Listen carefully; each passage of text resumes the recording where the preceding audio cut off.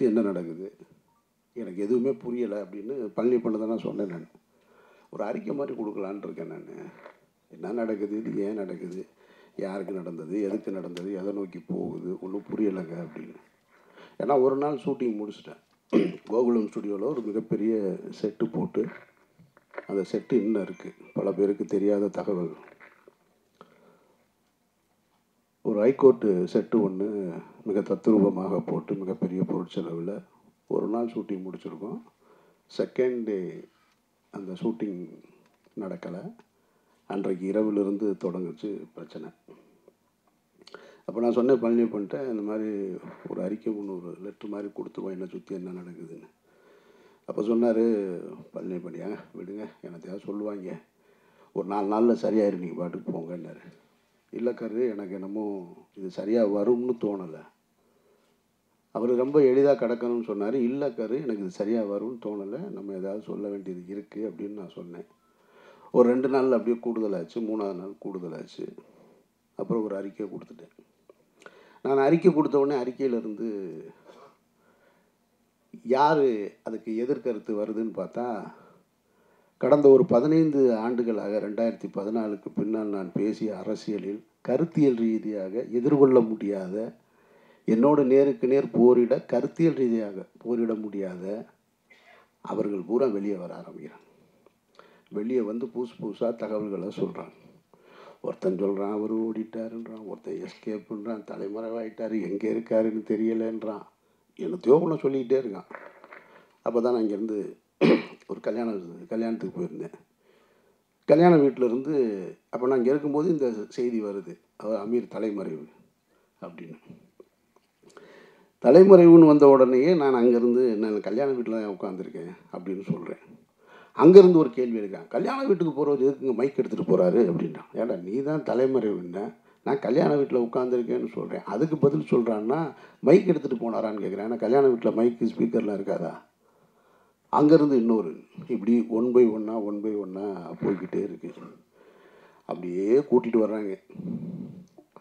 கூட்டிகிட்டு வந்து ஒரு நெருக்கடிகள். எனக்கு என்ன இதிலேருந்து நான் கற்றுக்கிட்டது, நான் பத்திரிகையாளர்கள் மேலே மிகப்பெரிய மரியாதை உண்டவன். என்னுடைய முதல் பத்திரிகையாளர் சந்திப்பு ஏவிஎம்மில் நடந்தது, மௌனம் பேசியதை திரைப்படத்திற்கு. அப்போ இருந்து இப்போ வரைக்கும் பத்திரிகையாளர்களோட நெருக்கமாக இருக்கிறவன். என்னை நேரடியாக தொடர்பு கொள்ளக்கூடிய, எனக்கு தெரிஞ்ச சினிமாவில் நான் இருக்கேன், இன்னும் மற்ற எத்தனை பேர் இருக்காங்கன்னு தெரியாது. பிஆர்ஓ பிடிச்சி தான் என்னை பிடிக்கணுன்ற அவசியம் இல்லை, ஸ்ட்ரைட்டாக எனக்கு மெசேஜ் வைப்பாங்க, நான் பேசுவேன். இன்றைக்கு ஊடகங்கள் பெருத்து விட்ட காரணத்தினால யூடியூப்பு அது இதுன்னு அவர்கள் தங்களுடைய வயிற்று பிழைப்புக்காக எதையோ ஒன்று பேசணும்னு பேசிக்கிட்டே இருக்காங்க. அதில் தத்துவார்த்த ரீதியாக நின்று களத்தில் நின்று போராடிக்கிட்டு இருக்கவங்களையும் தாண்டி எதை வேணாலும் பேசலாம், எல்லாம் என்ன கருத்தை வேணாலும் வைக்கலான்னு சொல்கிறாங்க. இப்போ நடந்துட்டு இருந்தது என்ன, இறைவன் மிகப்பெரியவன் திரைப்படத்தின் தயாரிப்பாளர் என்னோடு உறவாக இருந்தவர், நான் தம்பி என்று பொதுவெளியில் அன்போடு அழைத்தவர் ஒரு பெரிய குற்றச்சாட்டில் அவர் பின்னணியில் வச்சுருக்காங்க. இதில் எதையாவது நான் மறுக்க முடியுமா? அவர் யாருன்னே எனக்கு தெரியாதுங்க, அவரை நான் பார்த்ததே இல்லைங்க அப்படின்னு சொல்ல முடியுமா? சொல்ல முடியாது. அவர் எனக்கு தெரியும். எவ்வளோ வருஷமாக தெரியும்? 10 ஆண்டுகளாக தெரியும். அவருக்கும் எனக்கும் தொடர்பு இருக்கா? ஆமாம், அவருக்கு எனக்கும் தொடர்பு இருக்குது. நீங்கள் சொல்கின்ற அவர் மீது சாட்டுகிற குற்றத்தோடு தொடர்பு இருக்கான்னு கேட்டால் இல்லைடா வெண்ணைகளான்னு தைரியமாக சொல்லுவேன் நான். அந்த தைரியமும் திமிரும் எப்பயுமே என்கிட்ட இருந்துக்கிட்டே இருக்கும். அப்போ நீ குற்றச்சாட்டை அந்த அந்த சந்தேக நிழல் என் மீது விழவில்லது தப்பு கிடையாது. ஆனால் தீர்ப்பை எழுதுறீங்க பாருங்கள், அது ரொம்ப ஆபத்தானது. அந்த தீர்ப்பை எழுதுவதற்கு உங்களுக்கு யார் அந்த அதிகாரம் கொடுத்தது? நீதிமன்றமா? நீங்கள்லாம் நீதிபதிகளா? எந்த அடிப்படையில் கொடுக்குறீங்க? தினம் ஒரு செய்தி. அமீர்ன்றது 2007 பருத்திவரனை முடிச்சுட்டு அன்றைக்கு கமல் சார் படம் பண்ணணும்னு சொன்னார், ரஜினி சார் படம் பண்ணணும்னு சொன்னார். நான் ஹீரோக்களோடு பயணிக்காமல் நான் ஒரு பாதையை தேர்ந்தெடுத்து நான் எனக்கான வாழ்க்கையை வாழணும்னு வாழ்ந்துட்டு இருந்தேன். பணம் சம்பாதிப்பதான் எனக்கு நோக்கம். சாவர் ஒருத்தன் தான் தமிழ்நாட்டிலே பணக்காரனா? நான் கேட்குறேன். என்னென்னமோ சொல்கிறான். ஒரு வரமுறை வேணாமா? அவர் போடுற டிஷர்ட் 5000 ரூபாங்க. சாப்பர் வந்ததுக்கப்புறம் தாங்க அவர் வாழ்க்கை அப்படி ஆச்சு. டேய், அவன் வந்தது எனக்கு 2014. நான் 2004 படம் எடுத்தேன் தெரியுமா, ராம்னு ஒரு படம். இதே பழனியப்பன் தான் சொன்னார் அவருடைய ஒரு நிகழ்ச்சியில். எனக்கு தெரிஞ்சு தமிழ்நாட்டில் யாரும் செய்ய மாட்டாங்க. விரும்மாண்டி படம் திரைப்படத்தை பார்க்கறதுக்காக ராம் ஷூட்டிங்கை நிறுத்திட்டு கீழே வந்து மதுரை அம்பியா தேட்டரில் விரும்மாண்டி படத்தை பார்த்துட்டு போய் 2 லட்ச ரூபா செலவு பண்ணுவேன் நான். என்னை பற்றி என்ன தெரியும் உங்களுக்கு? அவர் வந்த காலகட்டம் நம்ம திரைத்துறைக்கு வந்திருக்கோம். திரைத்துறைக்கு வந்தவுடனே என்ன செய்வோம்? தொடக்க காலகட்டத்தில் எப்படி கஷ்டப்பட்டோம் அவர் சொன்னார் இல்லையா? அதுபோல் நான் சென்னையில் எக்மோரில் படுத்திருந்தேன், நானும் பாலாவும். அங்கே கஷ்டப்பட்டோம், இங்கே கஷ்டப்பட்டோன்னொடனே இவங்க நினச்சினாங்க பஞ்சம் பிழைக்க வந்தவங்கன்னு. பஞ்சம் பிழைக்க வந்தவர்கள் இல்லை, சினிமாவின் மீது ஏற்பட்ட விருப்பத்தினால் வீட்டில் காசு வாங்காமல் சுயமரியாதையோடு ஓடி வந்தவங்க நாங்கள். இதை பலமுறை சொல்கிறேன். பலமுறை சொன்னவுடனே நான் ஒரு நேர்காணலில் சொல்கிறேன், இல்லைங்க இந்த மாதிரி இருக்குது, இல்லை அவரோட நீங்கள் இங்கே தொடர்பு. ஆமாம் இருக்குது. உங்களுக்கு எப்படி வருமானம் வருதுன்னா, இவங்க என்ன இன்கம் டேக்ஸ் ஆஃபீஸரா, இடி டிபார்ட்மெண்ட் ஆவீங்க, இவங்களுக்கு நான் வருமானத்தையும் சொல்லணுமா? இது என்ன நியாயம் இருக்குது? ஒருத்தர் குற்றவாளி, குற்றம் சாட்டப்பட்டவர், அவரோட நீங்கள் தொடர்பில் இருந்திருக்கீங்க, உங்களுக்கு அவருக்கு என்ன இருக்குது அப்படின்னு கேட்டால் பதில் சொல்ல போகிறோம், அவ்வளோதான். நான் என் கூட பிறந்த அண்ணன் இன்றைக்கி கான்ட்ராக்டராக இருக்கார், ஒரு அண்ணன் லாயராக இருக்கார். அவர்கள் சொத்து வாங்கினா கூட நீங்கள் எப்படி வாங்கினேன்னு போய் கேட்பேன் நான். எங்கள் அண்ணன் கான்ட்ராக்டர்னா என்ன கான்ட்ராக்டர்னு கேட்டால், இப்போ அவர் என்ன டெண்டர் எடுத்திருக்காருன்னு கேட்டால் எனக்கு தெரியாது. இன்னொருத்தருடைய விஷயத்தை தெரிஞ்சுக்க வேண்டிய அவசியம் எனக்கு எங்கே இருக்குது? அது எது தேவையா எனக்கு? பழனியப்பன் சொன்னது மாதிரி நானும் அவரும் ஜனாவும் பேசியிருக்கோம். எதையாவது பேசியிருக்கோமா? நீங்கள் என்ன பண்ணுறீங்க, நீங்கள் என்ன பண்ணுறீங்க, அதெல்லாம் எங்கள் வேலை கிடையாது. நான் எப்படி இருக்கிறேன்? நான் ஒரு இறை நம்பிக்கையோடு இருக்கேன். அவர் ஒரு பெரியாரிஸ்டாக இருக்கார், ஜனநாதன் ஒரு கம்யூனிஸ்டாக இருக்கார். 3 பேரும் ஒன்றா இருந்தோம். என்றைக்காவது வேறு ஏதாவது நாங்கள் கருத்துக்களை பேசியிருக்கோமா? பணம் எப்படி சம்பாதிக்கிறேன்னு? பணம் சம்பாதிக்கிறதுக்காக வந்தேன் நான். பணம் சம்பாதிக்கிறதுக்கு நான் வரலை. என் வாழ்க்கையை என் விருப்பம் போல் வாழணும்னு இந்த நிமிஷம் வரைக்கும் நான் ஆசைப்பட்டுக்கிட்டு இருக்கேன். இப்போ சொன்னாங்க பாருங்கள், இந்த படத்துக்கு பின்னாடி நான் நிறையா படம் பண்ணுவேன் அது இதுன்னு. நான் இப்பவும் சொல்கிறேன், நான் இந்த படத்தை நம்பி இல்லை, உயிர் தமிழுக்கு நம்பி இல்லை, மாயவளையை நம்பி இல்லை, இறைவன் மிகப்பெரியவனை நம்பி இல்லை, சந்தனத்தேவனை நம்பி இல்லை.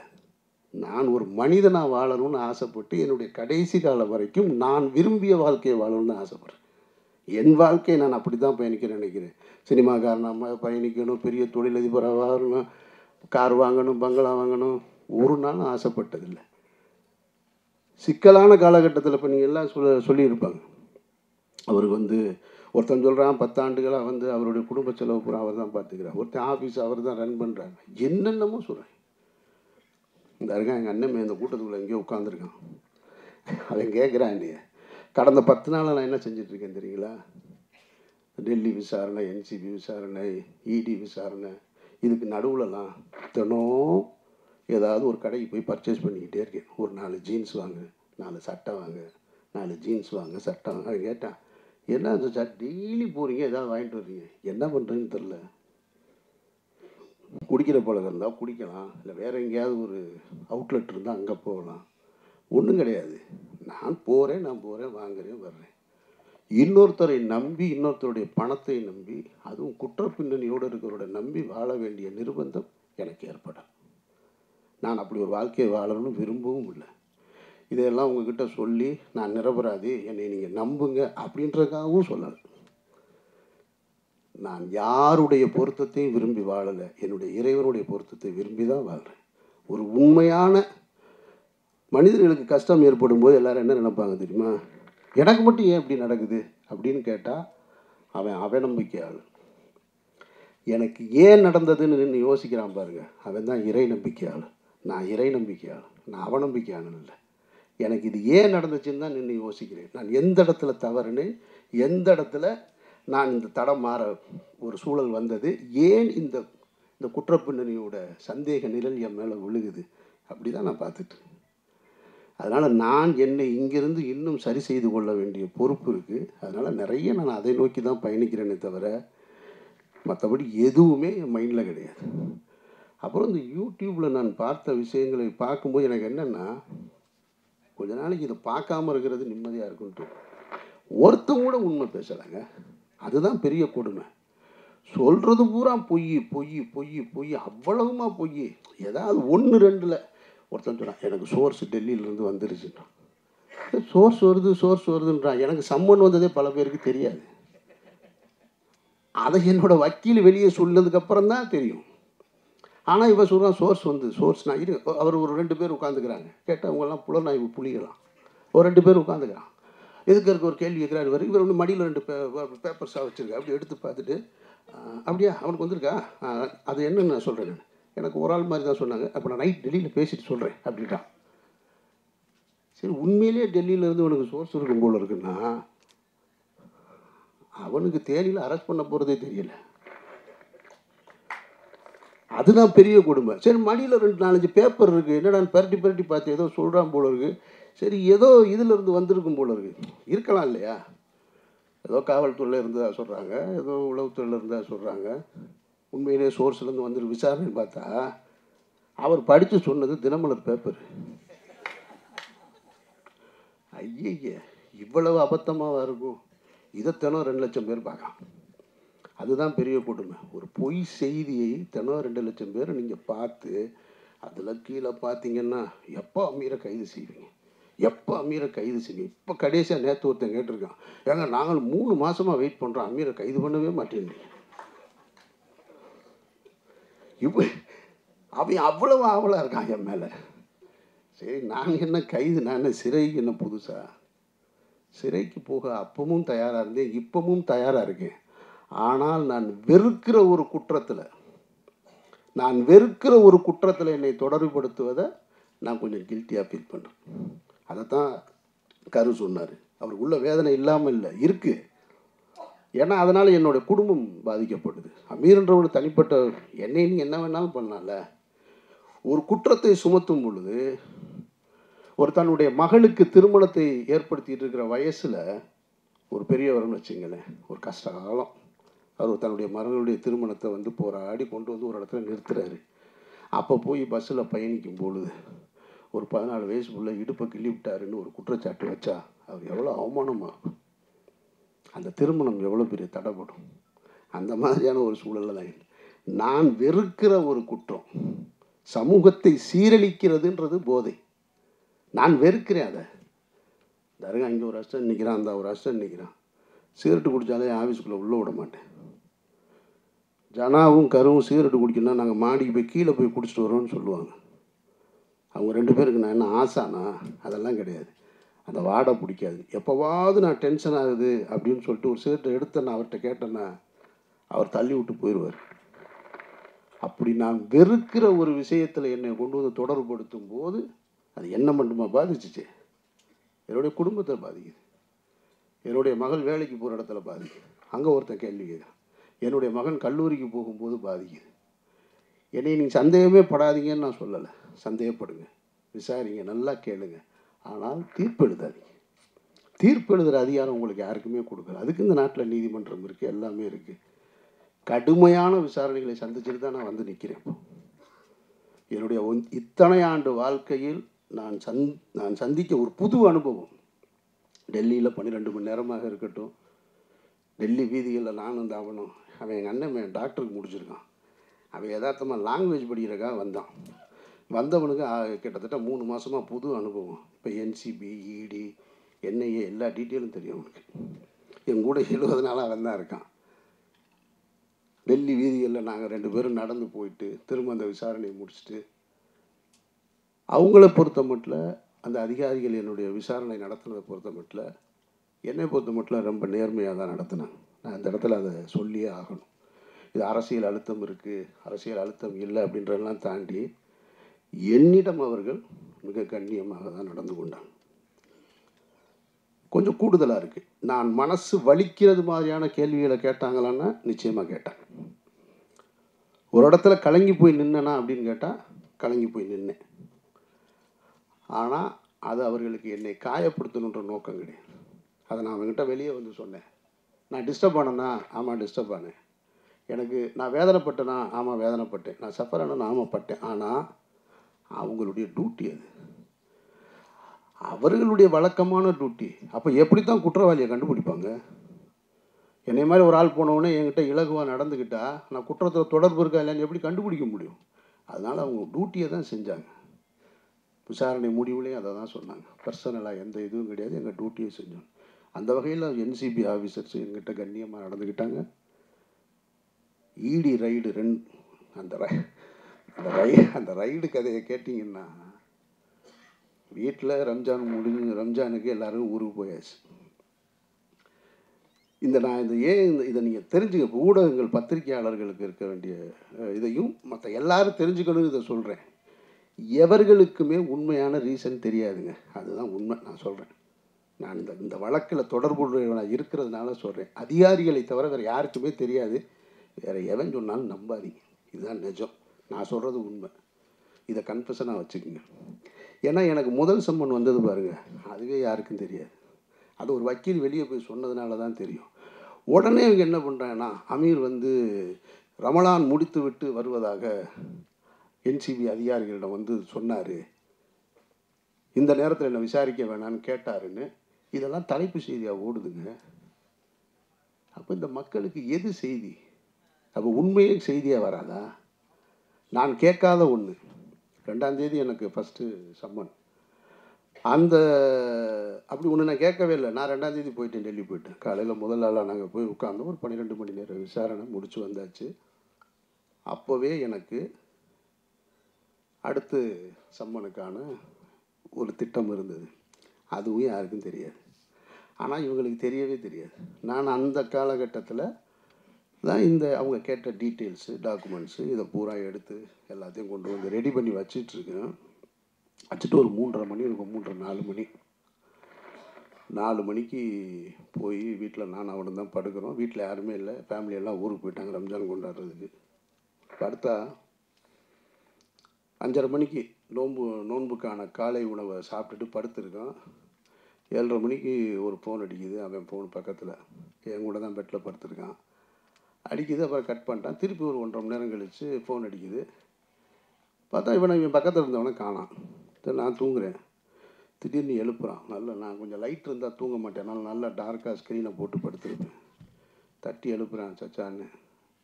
முழிச்சு பார்த்தா ஒருத்தர் துப்பாக்கியினோடு நிற்கிறாருங்க, முகத்துக்கு நேரம்.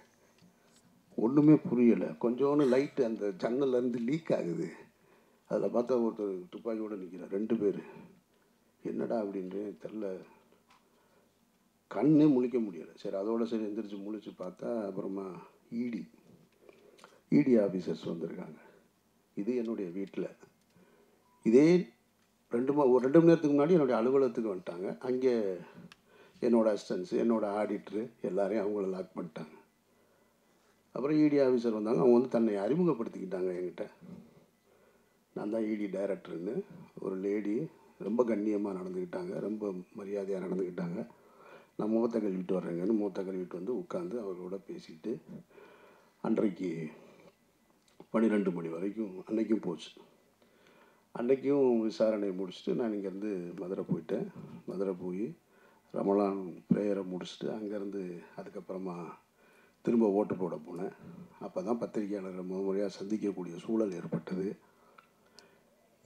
அதுக்கு பின்னால் இப்போ வரைக்கும் நான் சொல்கிறேன். இதை ஏன் சொல்கிறேன்னா, இதன் பிறகும் எனக்கு ஒரு சம்மன் வந்திருக்கு. இந்த புலனாய்வு புலிகள்லாம் எங்கே போனாங்கன்னு தெரில. நீ உண்மையிலே சோர்ஸ் உனக்கு சொல்லுதுன்னா, உனக்கு உண்மையிலே செய்தி வந்திருக்குன்னா, எனக்கு சம்மன் வந்தது ஏன் யாருக்குமே தெரியலை.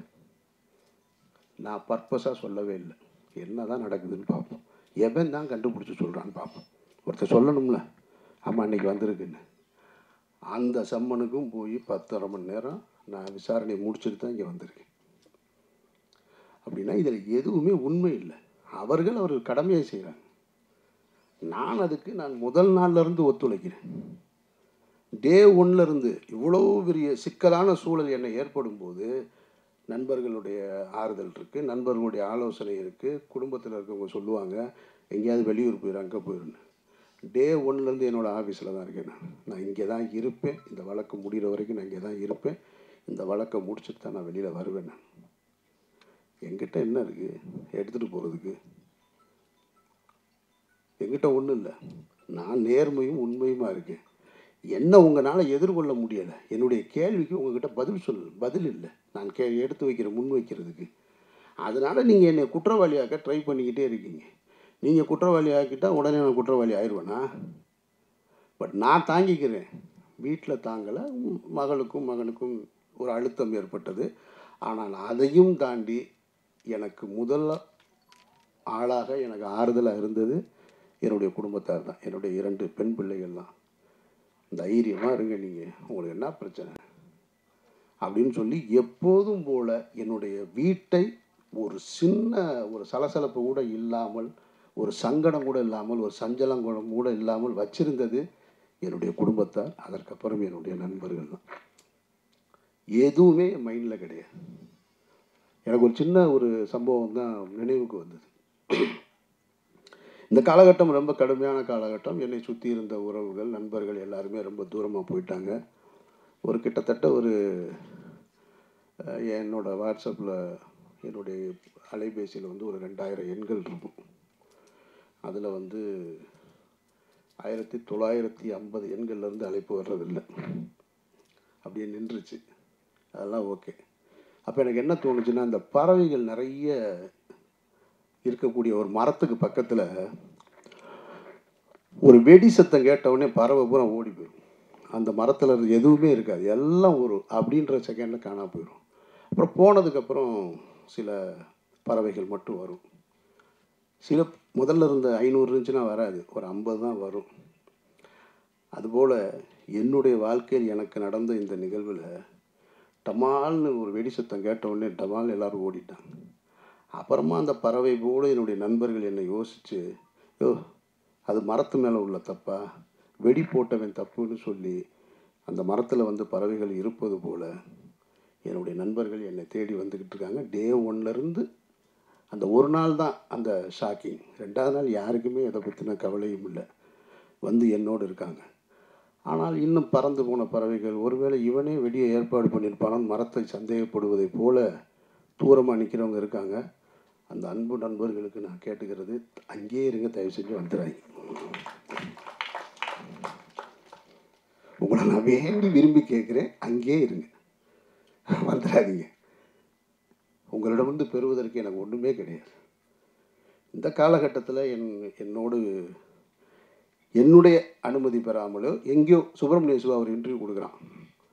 எனக்கு அண்ணனை தெரியும், அவர் அந்த மாதிரியான ஆள் இல்லைன்னு. அண்ணன் செந்தமிழன் சீமான் ஒரு இன்டர்வியூ கொடுக்குறாரு, அவனை எனக்கு நல்லா தெரியும். அந்த வார்த்தை தான் ரொம்ப கடுமையான வார்த்தை. அவன் எனக்கு ஓட்டு போட மாட்டான், அவன் திமுக ஆதரவு நிலைப்பாட்டை எடுப்பான், ஆனாலும் சொல்கிறேன் அவன் நல்லவன், அவனுக்கு நல்லா தெரியும் அப்படின்னு. இதுதான் நான் சம்பாரிச்சிருக்கிறது. வெற்றிமாறனாக இருக்கட்டும், பழனியப்பனாக இருக்கட்டும், அண்ணாச்சியாக இருக்கட்டும், பிரபு சார் சொல்லுங்கள் சார் நான் என்ன சார் செய்யணும், அதெல்லாம் ஒன்றும் வேணும்.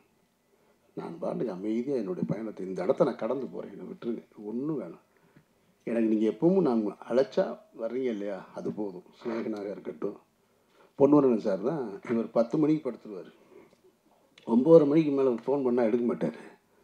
ஒரு நாள் 12 மணிக்கு கூப்பிடுறாரு, ஒரு 10 நாளைக்கு முன்னாடி. என்ன சார் 12 மணி, எனக்கு பதட்டத்தில் தான் ஃபோன் எடுத்து, ஏன்னா 12 மணிக்கு கூப்பிட்றாரு அப்படின்னு சொல்லிட்டு. நீங்கள் வந்து ₹1,00,000 கொடுத்தாலும் வரமாட்டார் 10 மணிக்கு மேலே. என்ன சார், இல்லை படுத்த தூக்கமே வரல, எனக்கு உங்களை பற்றின நினைவாகவே இருக்குது, இவ்வளவு பிரச்சனைகள் எப்படி நீங்கள் அப்படின்னாரு. சார் நீங்கள் ஏன் சார் அதை நினச்சிக்கிட்டு 12 மணி வரைக்கும் தூங்காமல் இருக்கீங்க, தூங்குங்க சார் அப்படின்னு சொல்கிறேன். சரி நீங்கள் என்ன செய்றீங்க, எங்கே இருக்கீங்கன்னாரு. நான் திருநெல்வேலிக்கு ஒரு கல்யாணத்துக்கு போயிட்டுருக்கேன் சார்னு. ஓ ஒன்றே நினச்சி நான் தூங்காமல் இருக்கேன், நீ கல்யாணத்துக்கு போயிருக்கு, வேறு என்ன சார் செய்ய சொல்கிறீங்கன்னு.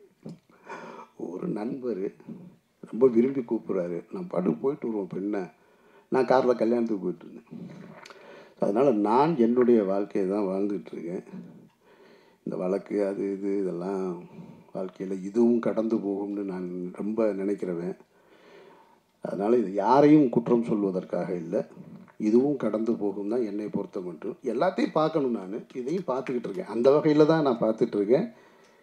விசாரணையில் என் மீது எந்த அழுத்தமும் கிடையாது. என்னை விசாரித்த NCB அதிகாரிகளாக இருக்கட்டும், ED ஆஃபீஸர்ஸாக இருக்கட்டும், மிக கண்ணியமாக நடந்துக்கிட்டாங்க. அவர்களுக்கு என்னுடைய நன்றியை நான் தெரிவிச்சுக்கிறேன்.